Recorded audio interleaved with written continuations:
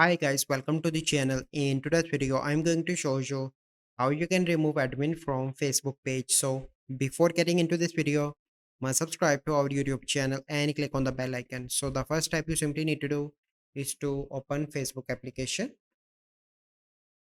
Once you open Facebook, you simply need to click on profile picture on the top right. From here, you need to select your page. So I'm going to select this page, for example, okay. And now it is switching. Okay, then you simply need to click on your page icon in the top right.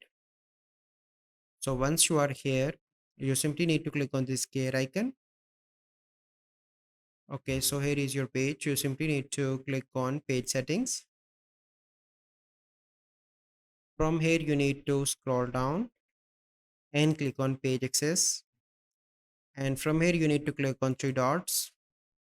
So here you can see that I am only the admin, but let's suppose you already add an admin here. You simply need to click on that and you can see an option to remove here.